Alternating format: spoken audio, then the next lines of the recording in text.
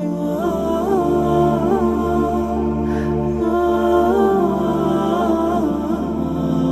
سال بلکہ پچھلے سال کے آخر میں پاکستان کے تمام مسالک کے علماء جمع ہوئے اور انہوں نے ایک متفقہ فتویٰ لکھا کہ پاکستان کی آئینی حیثیت کیا ہے، پاکستان کے شہری کا کیا حق ہے، اور پاکستان کے خلاف بغاوت کا حکم کیا ہے قرآن و سنت کی روشنی پہ۔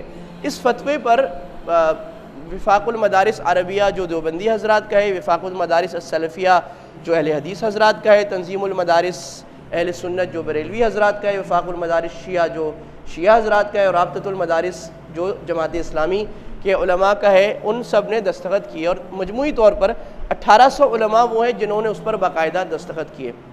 تو آج کی مجلس میں وہ سوال اور جواب آپ کو پڑھ کے سنا دیتا ہوں۔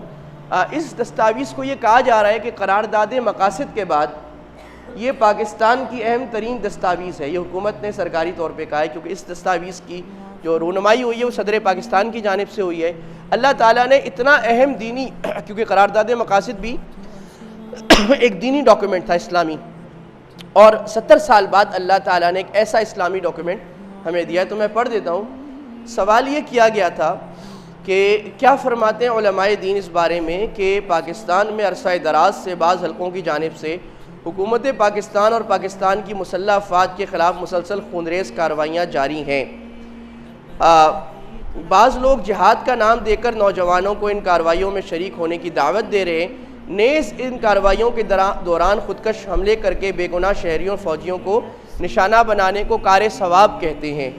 اس صورت میں مندرجہ ذیل سوالات ابھی سوال قائم کیے گئے ہیں۔ نمبر 1، کیا پاکستان اسلامی ریاست ہے یا غیر اسلامی؟ اس کیا شریعت کو مکمل طور پر نافذ نہ کر سکنے کی بنا پر ملک کو غیر اسلامی یا فوج کو غیر مسلم فوج کہا جائے گا؟ نمبر 2، کیا موجودہ حالات میں نفاذ شریعت کی جد و جہد کے نام پر حکومت یا فوج کے خلاف بغاوت جائز ہے کہ ہم شریعت نافذ کریں گے؟ نمبر 3، پاکستان میں نفاذ شریعت کے نام پر، جہاد کے نام پر جو خودکش حملے کیے جا رہے ہیں، اس کا شریعت میں کیا حکم ہے؟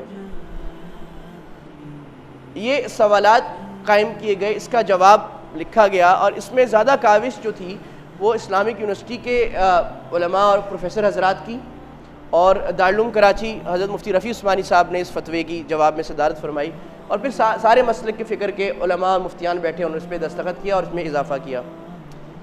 جواب یہ، نمبر 1، اسلامی جمہوریہ پاکستان یقیناً اپنے دستور و آئین کے لحاظ سے ایک اسلامی ریاست ہے۔ دو باتیں الگ ہیں، ایک ہے مسلمانوں کی ریاست۔ مسلمانوں کی ریاست وہ ہوتی ہے جس میں غالب مسلمان ہو، اور اسلامی ریاست وہ ہوتی ہے جس نے کلمہ پڑھا ہو، یعنی جس ریاست کا قانون اور دستور اسلامی ہو اس کو کہتے ہیں اسلامی ریاست۔ یہ دو اصطلاحیں الگ ہیں، اس کو اسلامی ریاست کہا گیا ہے۔ مثلا تونس کو ہم کہہ سکتے ہیں وہ مسلمانوں کی ریاست ہے، اس کو ہم یہ نہیں کہہ سکتے کہ وہ اسلامی ریاست ہے۔ اللہ ہی اس کے قرارداد مقاصد اور پاکستان کے آئین کے شروع میں نمبر 2 میں لکھا گیا ہے اللہ ہی کل کائنات کا بلا شرک، بلکہ نمبر 1 میں لکھا گیا ہے آرٹیکل نمبر 1 میں، اللہ ہی کل کائنات کا بلا شرکت غیر حاکم مطلق ہے، اور پاکستان کے جمہور کو جو اختیار و اقتدار اس کی مقررہ حدود کے اندر استعمال کرنے کا حق ہوگا وہ ایک مقدس امانت ہے۔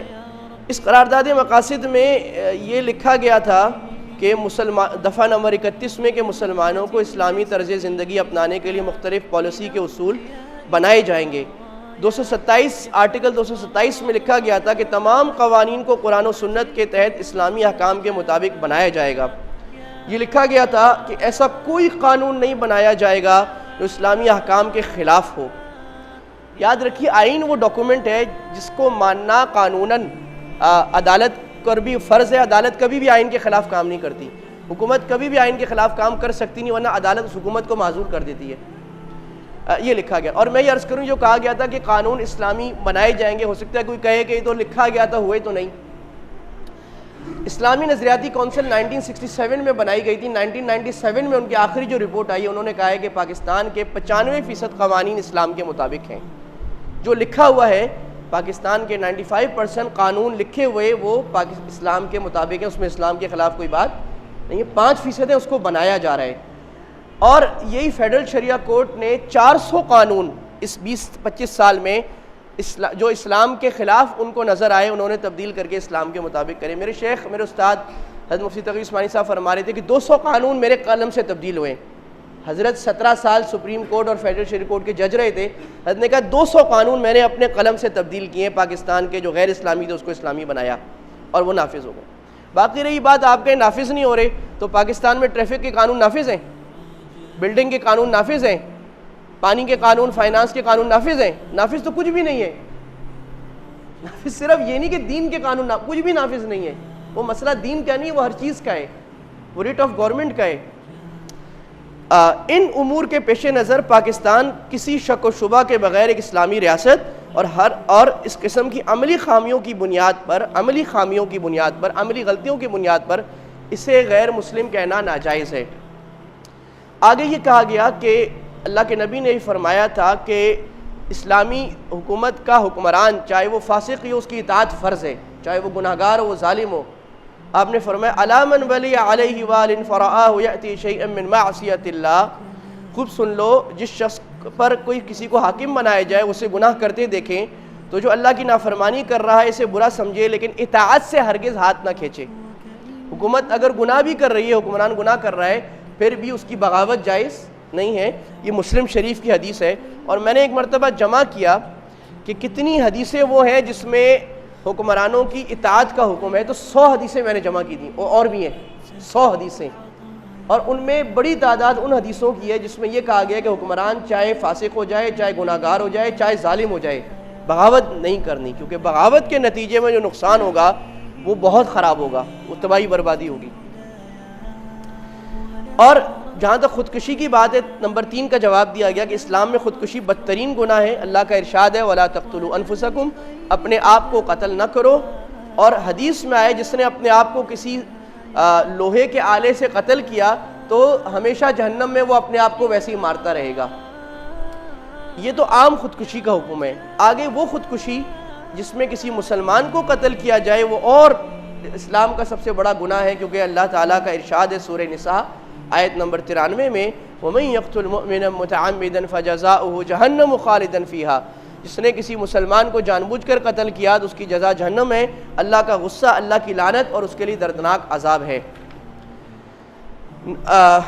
نیز جو غیر مسلم اسلامی ریاست میں امن کے ساتھ رہتے ہیں انہیں قتل کرنے کے بارے میں بھی نبی صلی اللہ علیہ وسلم نے سخت وعید فرمائی. آپ نے کہا جو کسی ذمی کو, یعنی مسلمان حکومت میں رہنے والے غیر مسلم کو قتل کرے گا وہ اللہ اور اللہ کے رسول کے عہد سے بری ہے اور وہ قیامت میں جنت کی خوشبو بھی نہیں پائے گا.